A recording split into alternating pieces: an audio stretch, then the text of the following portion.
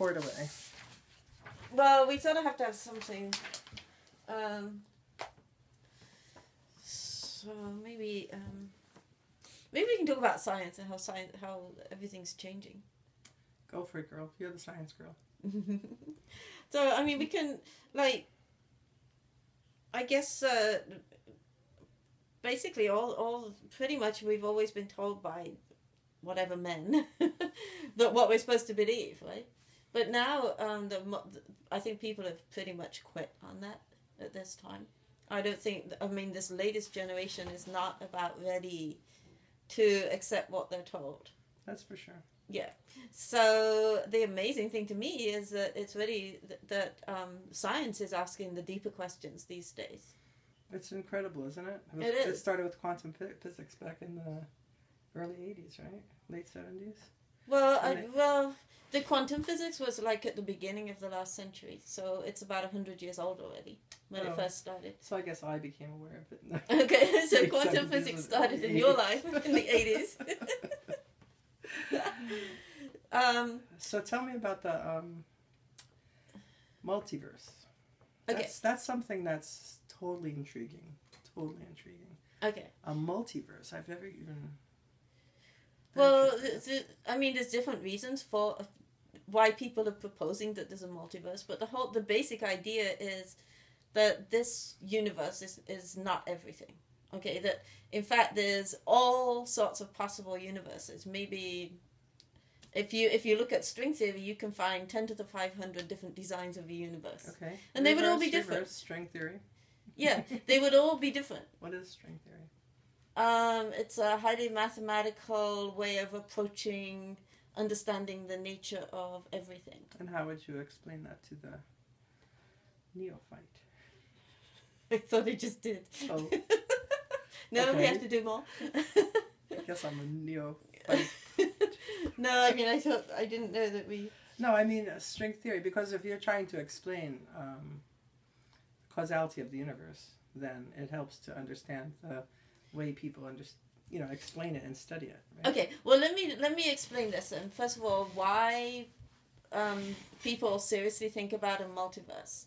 And I would say the main thing is because if you look at our universe, say we accept that there was a Big Bang at the beginning of the universe, then it would be a highly specialized type of universe that would even allow for the formation of stars and galaxies and most of the structure that we see, let alone allow for the emergence of life.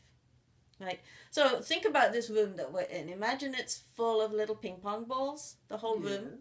And then imagine that every single ping pong ball is a universe. Well, that would be fun. That would be fun. It's all out there, Jeannie. It's really all out there. It's all in here, you mean? Well, it's out there in the actual universe. But let's say we're looking here. So the idea is that out of all these ping pong balls filling this room, maybe there's 2 or 3 in which you could get anything that might even approach stars or galaxies. The vast majority just couldn't give you stars or galaxies or any structure. Really? Maybe even no matter, many of them. And even our universe, even though we have a universe that can give us stars and galaxies, if there's many like fine-tuned constants that if you change them even just a little bit, then we would never have the emergence of life, or stars would go through their life cycle way too quickly, and so the universe would come and be gone in, say, 1 million years instead of 15 billion or 13 billion or whatever it is these days. Interesting. So, and then when you start to look at life again, the requirements are just so specialized. Or, alternatively, life was built into the universe from the beginning, which a lot of people are starting to think about right now. So, the only way to say, well, there was not a designer behind it, and physicists or scientists, on the whole, try to explain things without going to the God hypothesis. The only way to explain it is to say, well, yes, it is highly specialized, but that's because we're in the one where we could have emerged. But actually, all the other universes also exist, but we're not there. We're not in those. Okay. So that's why why people take seriously this idea of a multiverse. That's sort of like the statistical argument. But that otherwise we have to say, well, why? Given that the vast majority of universes wouldn't contain people or anything, then why do we live in one where, why does ours seem so specialized? So... And what's the answer to that? Why is ours so specialized? Because we're human beings, and we exist in not only a physical world, but we exist in a spiritual dimension. How does the multiverse... Oh, okay. How does that equate with the spiritual world? Well, okay, so if we've got this multiverse and we have all these different universes out there, then we still each of the universes is of slightly different design. Okay. So we've always traditionally in religion we've always sort of looked back and talked about a spiritual world. Right, Some people who we now classify as crazy, but some people have claimed that they can see the spiritual world or have experiences with the spiritual world. Okay, so let's suppose they're not crazy or there's something going on there. So the point about having a multiverse is that some of these universes would be ideal locations for a spiritual world. They could be a spiritual world. They would have some of the characteristics that we would think of as belonging to a spiritual world. So, from that point of view, one entity could exist in multiple worlds? Yeah. That's a really good insight, actually, I think. I mean, people are not really looking at that because I think most scientists just assume that we have a physical body and that's us. Mm-hmm. And I mean, the most popular idea right now is that the what you might call the soul or the consciousness, not the soul, no, the consciousness would emerge out of the incredible organization of matter in the brain. So they don't think that we need any sort of spiritual realm. There doesn't seem to be any reason for one. But if you are thinking that we could have two bodies, right? Like after you die, we still, for some reason, we seem to have a body of some sort. Yeah. I mean, it seems like many people claim that after they die, they still see a body. They have a body. So then maybe we have both bodies. Or and maybe therefore, it's just memory of your body. How would you have a memory, though, if you didn't have a brain? Well, I don't know. Parallel universes seems like anything is possible these days, right? Yeah. And what about even Alexander with his experience as a neurosurgeon? Yeah. So, I mean, he really didn't have a brain at that point. No, he didn't have a brain. So, and that was his whole philosophy, why he didn't think people were having spiritual experiences when he operated on their brain, because he was assuming he touched a different part of their brain.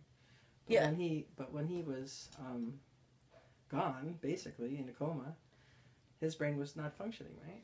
Yeah, I mean, his brain was like covered in pus, as far as I can make out. He had some sort of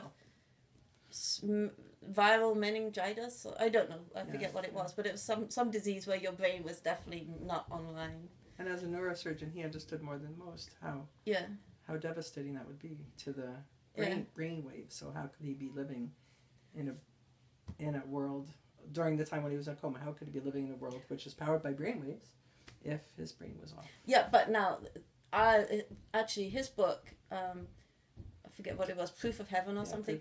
His book was amazing because he had this experience sort of almost like an earthworm where he wasn't really conscious, or he was just existing sort of amongst the roots and amongst the dirt and I don't remember exactly how it went, but there was nothing happening, and he said he was there for like aeons. It felt like forever.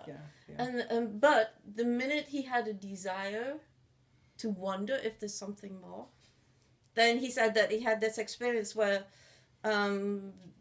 this light came to him and actually pulled him upwards out of it. Right. So that really, to me, that was like an amazing thing, because I realized that the universe is created to respond to desire. And that's why when you're in the physical world, it's good to be aware of desires and an afterlife, because if you don't have any concept at all of desire, afterlife, or anything greater than the physical world, then earthworm existence seems pretty pathetic to me. Yeah, but I mean, he was literally... So to me, I took that as almost like a scientific thing, where even like an elementary particle has to experience not a conscious desire, not a desire in words, but a felt desire to be something more, to be a part of something more. So it's like everything. I to me, it seems like God created just the most elementary of things, and it would have stayed like that if it had had no desire. So therefore, that means that even an elementary particle is already quite structured. So whatever the smallest element of reality is, even that has some measure of consciousness, the capacity for desire. And that blew me away, actually. Totally. Yeah. Totally. I really like that, because I think it's a scientific truth that is not recognized by science. I think. But it's becoming, it's on the More verge and of more. understanding. Yeah, definitely. Which is an awesome time to be living in. It is indeed. And that part of the reason for that, because they let women do science. Yeah, yeah, that's what I'm talking about.